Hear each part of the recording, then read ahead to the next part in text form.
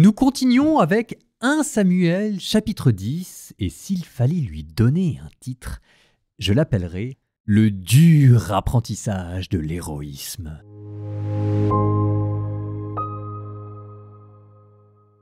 Le lendemain, ils se levèrent tôt. Dès que monta l'aurore, Samuel appela Saül sur la terrasse et lui dit « Lève-toi, je vais te laisser partir ».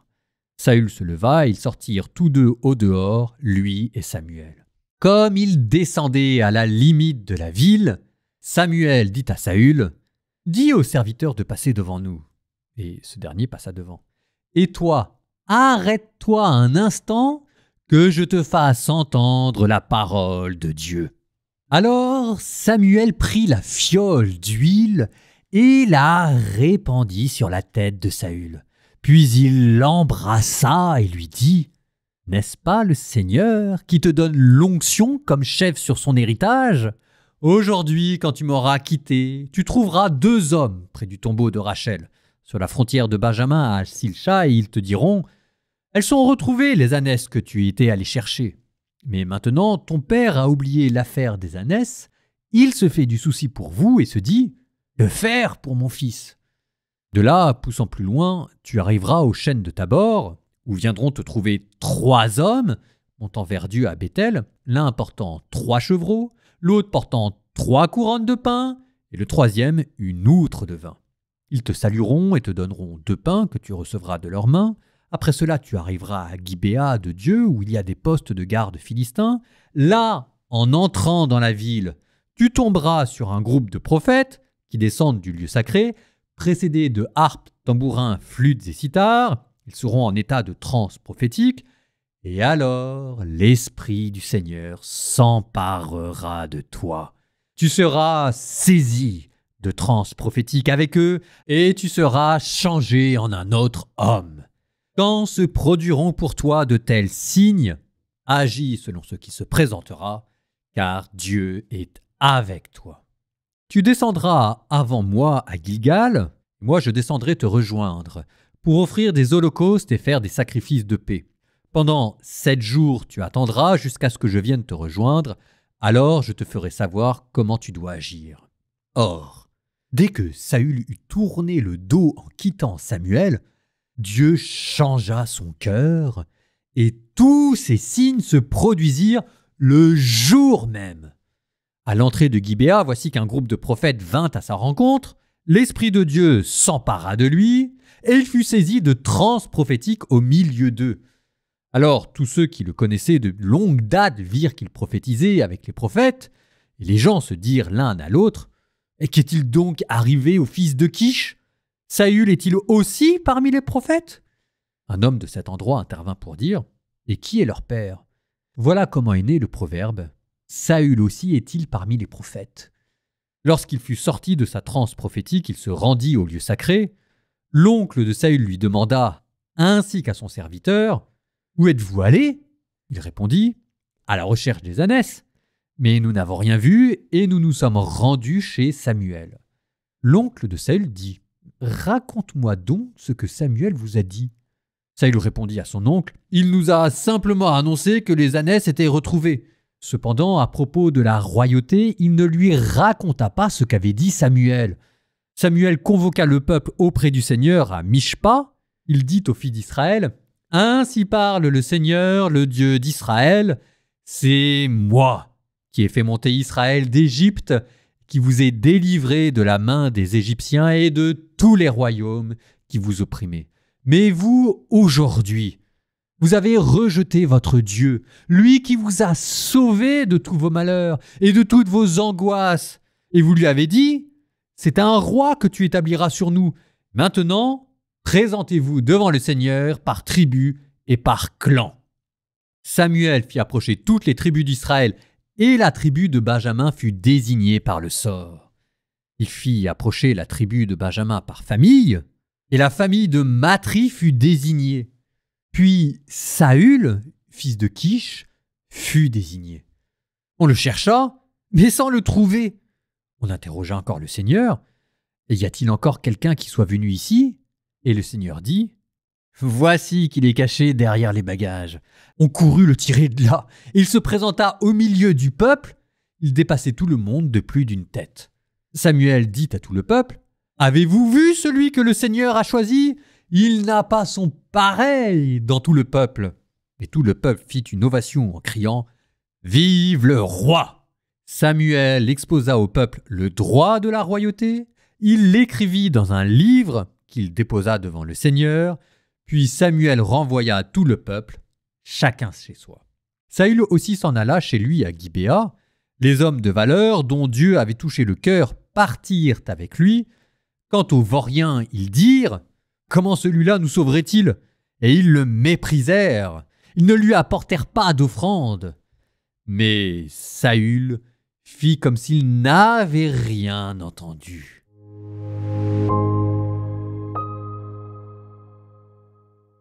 Vous avez entendu Samuel et Saül se réfugier en haut d'une terrasse, loin des oreilles indiscrètes, pour parler d'on ne sait pas quoi, mais on suppose de la royauté. Vous les avez même entendus dire aux serviteurs « Vas-y, passe devant nous et laisse-nous parler ». Donc c'est censé commencer dans le secret, oui, mais pour Samuel, terminer au grand jour, dans l'ovation nationale. Et on y est presque. Vous avez entendu à la fin cette ovation quasi unanime. Et ça, c'était l'enjeu du chapitre que vous venez d'entendre. Comment faire en sorte pour que Saül, complètement dépassé par ce qui est en train de lui arriver, puisse progresser spirituellement et endosser les habits du roi.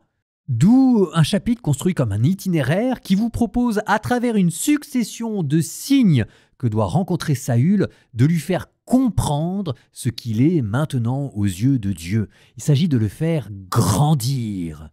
Donc, premier signe, un rite secret, l'onction d'huile, d'où l'hébreu Mashiach, qui pour nous veut dire roi sacré des Juifs, mais qui littéralement désigne celui qui est oint, celui qui est sacré roi.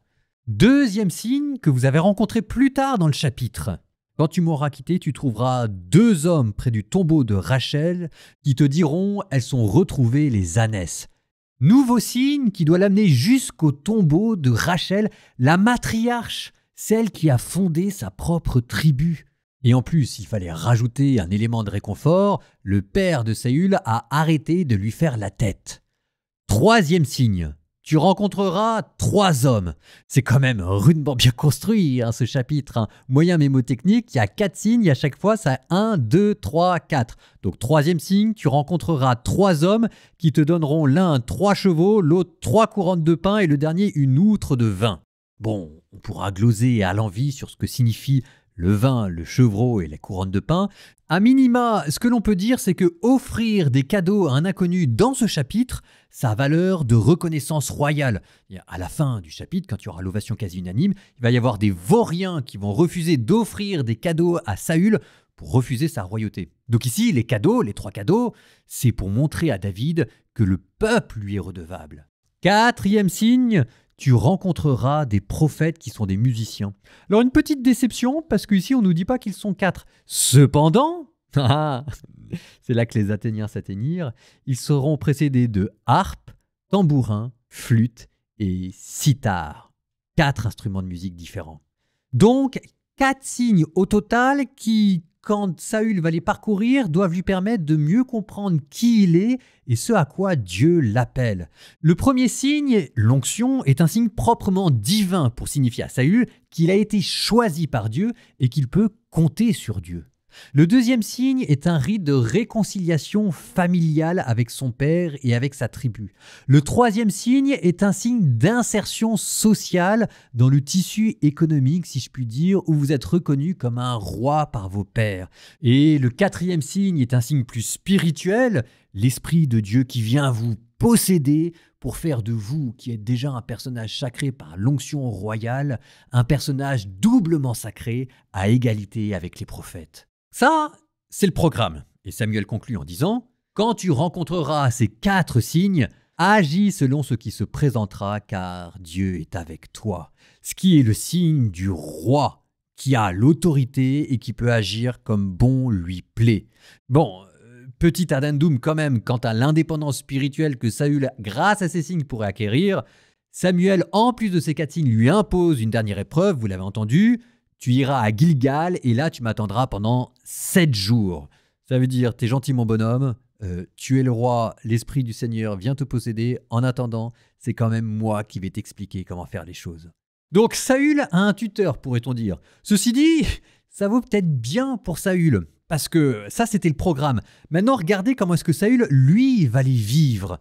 Les signes se présentent devant lui les uns à la suite des autres et Saül paraît étrangement passif, subissant les signes plutôt que s'en emparant, comme s'il ne comprenait pas ce qui était en train de lui arriver. D'où le proverbe que vous avez entendu sous forme interrogative. Saül aussi serait-il parmi les prophètes ? Quand vous regardez attentivement, en fait vous apercevez que ce à quoi Saül est attentif, c'est à ne pas ébruiter l'affaire, c'est à garder tout ça secret. Il n'en parle ni à son père, ni à son oncle, tant et si bien qu'à la fin, on le retrouve planqué au milieu des bagages dans l'armée d'Israël. Mais on n'échappe pas à Dieu, qui dit « Voilà qu'il est caché derrière les bagages !» Et on courut le tirer de là, il se présenta au milieu du peuple, il dépassait tout le monde d'une tête. Et c'est ainsi qu'eut lieu la première consécration roi de Saül, dont on ne sait pas très bien si c'est un essai réussi ou si c'est un essai raté. En tout cas, il va encore falloir qu'il mérite sa place de premier roi d'Israël, ça c'est clair. En attendant, avant de vous moquer de Saül, réfléchissez sur vos propres vies, les signes et les épreuves que Dieu vous a envoyés pour vous demander de prendre une place à laquelle vous n'étiez peut-être pas forcément préparé. Nous terminons par une prière pour tous ceux qui ont peur, et je pense que cela nous est tous arrivé. Il y a des moments dans la vie où on nous demande de prendre des boulots, des responsabilités, et qui nous effrayent parce qu'on ne se sent pas à la mesure. Au nom du Père et du Fils et du Saint-Esprit, Amen. Seigneur Tout-Puissant, comme tu as choisi Saül et l'as consacré pour une mission qu'il n'aurait jamais imaginée, tu nous demandes d'assumer des responsabilités que parfois nous redoutons. Et tu sais nos craintes, nos doutes, et quand nous ne nous sentons pas dignes. Seigneur, viens poser ton esprit sur nous, comme tu l'as fait pour Saül, afin que nous soyons transformés intérieurement et que nous puissions le croire. Remplis nos cœurs de courage et de confiance, non pas en nos propres forces, mais en la puissance de ton esprit. Nous te le demandons avec confiance par Jésus, ton Messie, notre Seigneur. Amen.